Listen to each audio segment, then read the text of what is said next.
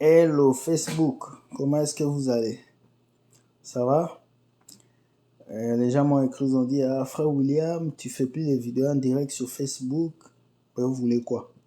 Maintenant, on fait des vidéos en direct avec un logiciel qui mélange toutes les vidéos.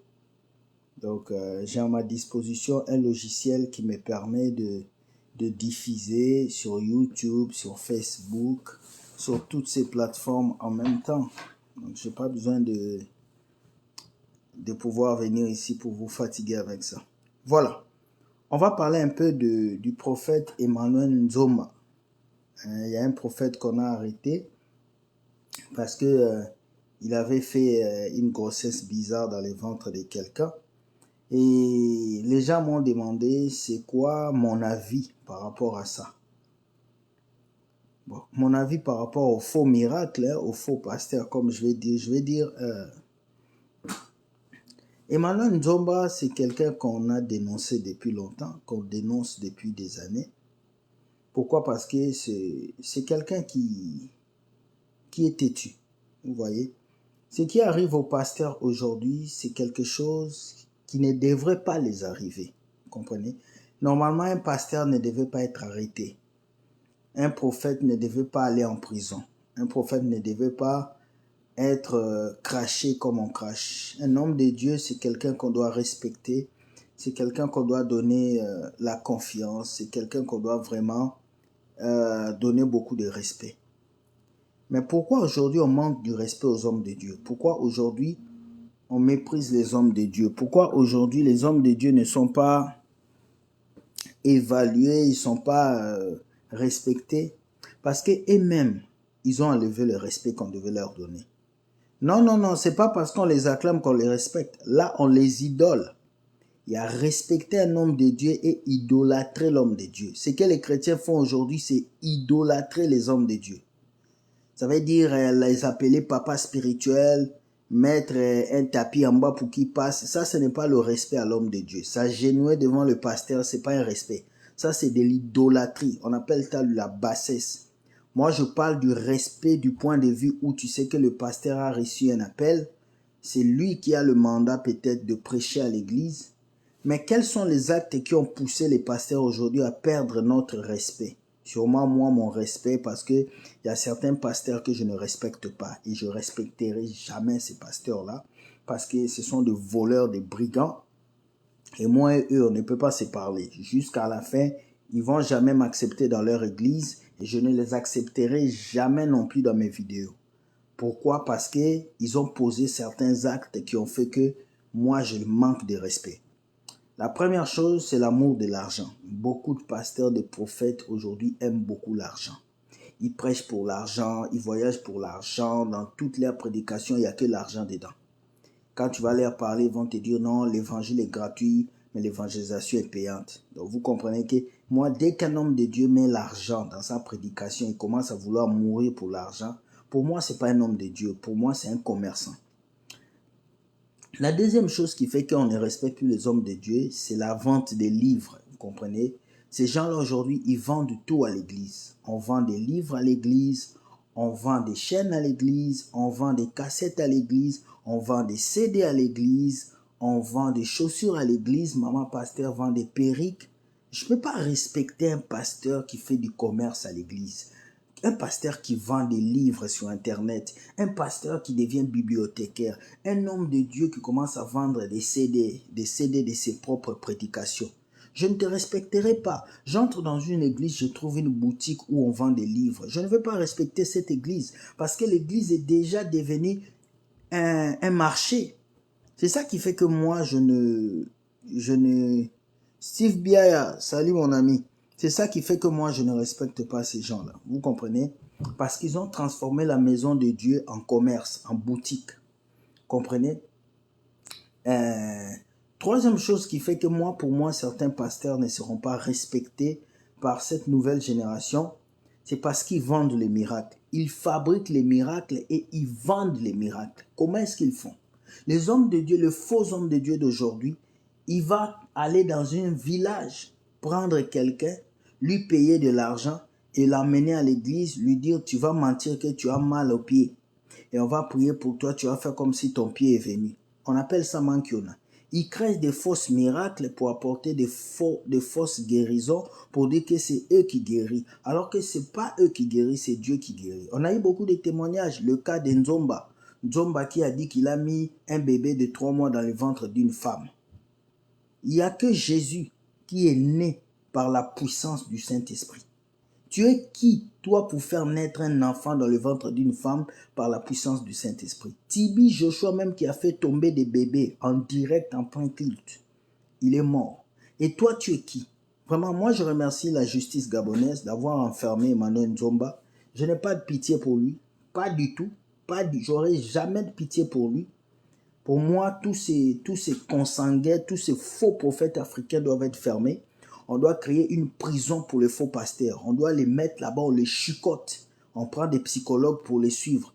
Parce que l'une des choses où les personnes qui détruisent l'Afrique sont les pasteurs. La plupart des pasteurs, c'est eux qui ont embobiné le peuple de Dieu du lundi au dimanche à l'église.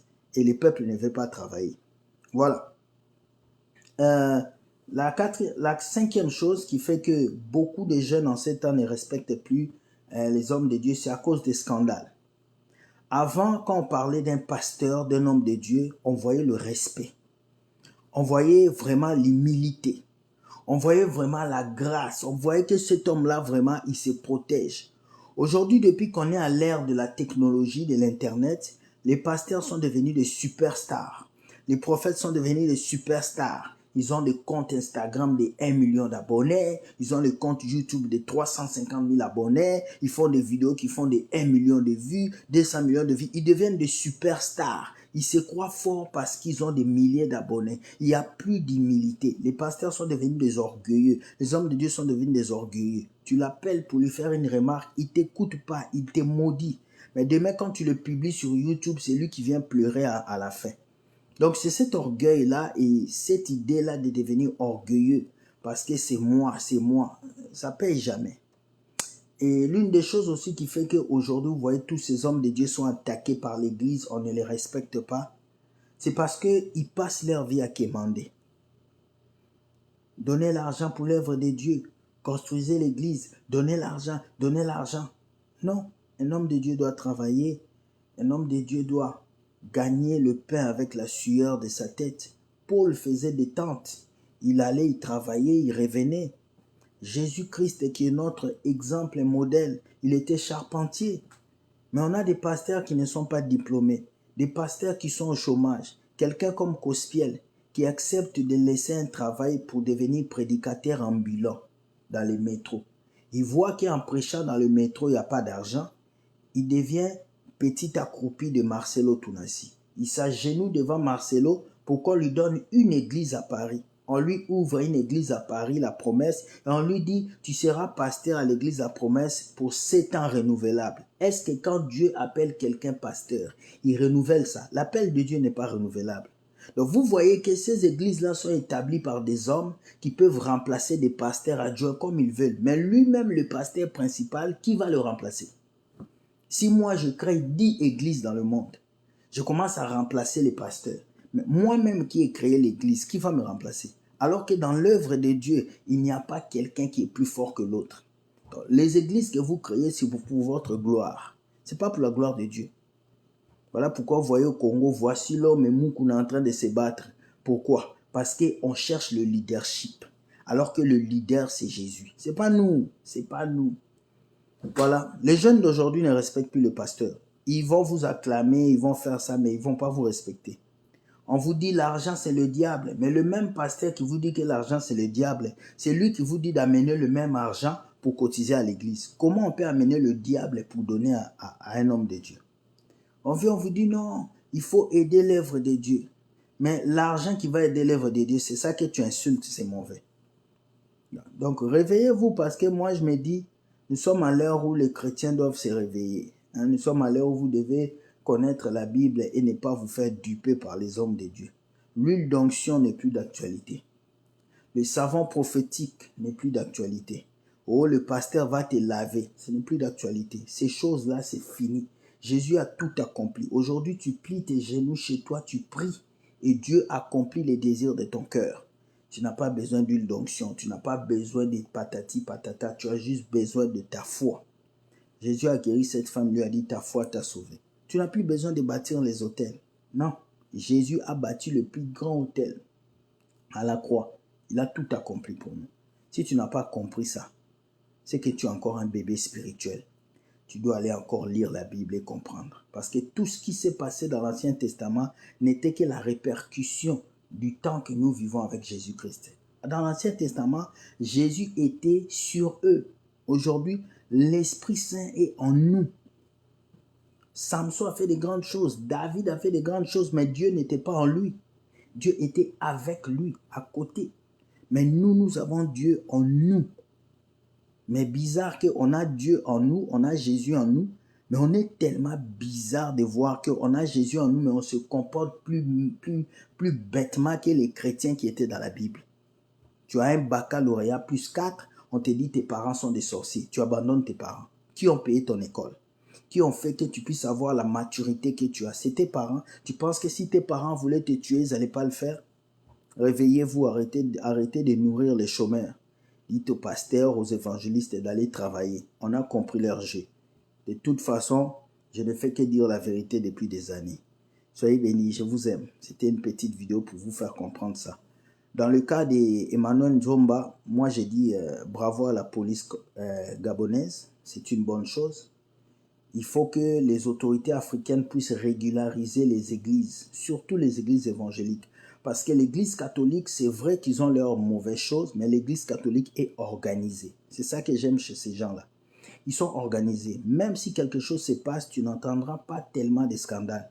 Mais l'église évangélique est très désorganisée. Parce que chacun veut créer pour lui, chacun veut être sa star, chacun veut faire sa fête ailleurs. Non, il faut que le gouvernement spécule. Il faut qu'on aille dans ces églises-là, qu'on entre, qu'on voit leurs fichiers, leur budget, tout. Au Canada, les pasteurs ne blaguent plus. Tu blagues, on t'arrête. Depuis que Mukendi a fou le Canada, les pasteurs ici sont devenus sages. Alors ça doit être de même pour vous qui êtes en Europe. Ne laissez pas un homme de Dieu ou un pasteur venir jouer avec vous. Ton argent que tu as travaillé durement, tu vas mettre ça dans l'enveloppe, tu vas donner à quelqu'un. Quelqu'un qui ne travaille pas. Non. Je supporte les pasteurs qui travaillent, les prophètes qui travaillent. Je peux leur donner quelque chose. Mais quelqu'un qui ne travaille pas et qui vous dit de lui donner, il ne travaille pas. Il va te donner quoi? Il ne travaille pas. Tu comprends? Donc, arrêtez de nourrir des chômeurs, de payer des billets d'avion pour des gens. Toi-même, tu n'es jamais allé dans ton village. Mais ton pasteur est allé en France, tu lui as payé des choses. Non. Avant que tu puisses faire ça pour l'autre, fais ça d'abord pour toi, pour tes parents. Est-ce que tes parents vivent bien? Est-ce que tu es capable d'envoyer 400, 500, 600 dollars à ton père? Si tu n'es pas capable, ne donne pas cet argent au pasteur. Prends cet argent, envoie ça à ton père. Parce que la bénédiction de ton père est plus importante que la bénédiction du pasteur. Je suis désolé, mais c'est ça.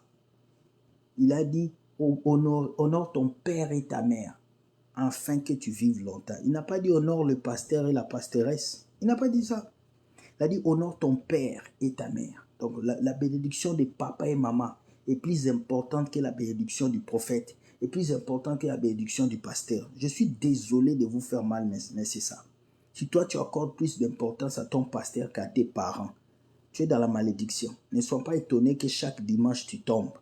Chaque dimanche on prie pour toi. Chaque jour tu as des problèmes. Parce que tu n'obéis pas à tes parents. La plupart des gens qui avancent dans la vie sont des gens qui savent honorer leurs parents. Je ne te parle pas des parents spirituels, les daddy, mami, non. Je te parle de ton père et de ta mère, ceux qui t'ont amené au monde. Donc, mon avis par rapport à Emmanuel Nzomba, je ne dis pas qu'il est faux. Je ne dis pas qu'Emmanuel Nzomba est faux. Je ne le juge pas, mais je juge ses actes. Un prophète est appelé à prophétiser des choses sur la nation, sur le futur.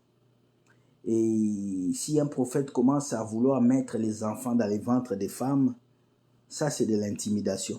Ce n'est plus un miracle. Vous commencez maintenant à nous intimider. Vous faites sortir des crapauds dans le corps des gens. Vous faites rentrer des grossesses dans le corps des gens. Vous faites ressusciter les gens dans les cercueils. Et puis ils meurent après. Ça devient de l'intimidation. Arrêtez de nous intimider, les prophètes, les pasteurs, tout ça. Tu entres dans TikTok, les intimidations. Tu entres sur YouTube, intimidation. Nous sommes fatigués. Même Jésus, quand il était sur la terre, il ne faisait pas tout ce que vous faites là comme des bêtises. Là. Ressaisissez-vous, pasteur. Prêchez aux gens la vie éternelle. Poussez les gens à aller vers Christ. Parce que c'est lui qui est la base. C'est lui. Vraiment, je vous aime. Je vous souhaite bonne soirée. Salut Ingrid Makanda. Que Dieu soit avec vous. Je voulais juste vous passer ces messages parce que les gens m'ont posé la question concernant Emmanuel Nzomba. Il est en prison. Les autorités gabonaises ont décidé. Je pense que ce n'est pas seulement Emmanuel Nzomba qui doit être en prison. Tous les faux pasteurs africains doivent aller en prison. Commençant par Emmanuel Nzomba. Joël François doit aller en prison. Denis Lessu doit aller en prison. Tous ces faux pasteurs-là, les Makoso, ils doivent tous aller en prison. Enfermer tous. Et dans chaque commune, vous devez avoir 2 églises. Pas plus. Si en Afrique, dans chaque quartier, on a 2 églises. Et dans chaque église, on prend un pasteur qui travaille, qui a un diplôme et qui sert Dieu. Vous allez voir comment l'Afrique va changer. Et chaque dimanche, on va à l'église pendant seulement 2 heures. Et à une certaine heure, on rentre chez soi. C'est des organisations et on ouvre des prisons. La manière dont vous avez fait TPI, Tribunal pénal international pour les présidents. Créez aussi TPSD, Tribunal pénal pour les serviteurs de Dieu. Vous créez ça vraiment en Afrique. Dans chaque pays en Afrique, vous créez des tribunaux pour les faux pasteurs. Dans ces tribunaux, on va juste juger les cas de l'église. Quand un pasteur fausse, vous l'arrêtez, vous le mettez en prison. Si elle doit être chicotée, on le chicote. Et il sort. Ses amis vont avoir peur. Regardez le Canada. Ici, les pasteurs ne jouent pas. Tu joues seulement, tu vas en prison. On ne joue pas ici. Ils ont arrêté un qui avait fait attouchement sexuel à 5 enfants. Il est parti en prison. Alors, l'Afrique, l'une des drogues qui détruit les Africains, c'est ces affaires des églises là. Il y a trop d'églises. Il y a trop de pasteurs. Il y a trop d'églises. Les gens souffrent. Vous finissez de chanter « Jésus change ma vie ». Et puis tu pars, tu dors. Pendant que l'autre finit de chanter, il travaille. Il a un salaire. Toi, tu vas dormir. Il y a des chrétiens qui pensent que Dieu va ouvrir le ciel et puis l'argent va tomber. Miracle et monnaie. Des mensonges. Venez faire miracle et monnaie au Canada pendant l'hiver. Viens, toi prophète qui fait miracle d'argent. Viens faire ici. Ozoa Simaliboko, Mbata. La manière dont on va te gifler ici, tu vas voir. Parce que ces choses-là, ça passe seulement en France, en Afrique. Ça ne peut pas passer ici au Canada. Tu viens ici au Canada pour faire miracle et monnaie. J'ai déjà dit à certains prophètes, nous ne voulons pas vous voir au Canada. Je sens que tu es au Canada. Je vais venir te confronter dans la salle où tu es. Et tu vas fuir. Tu vas fuir parce que je parle seul, mais nous sommes nombreux pour que le peuple de Dieu se réveille. C'était votre frère William. Soyez bénis et que Dieu vous garde. Bye.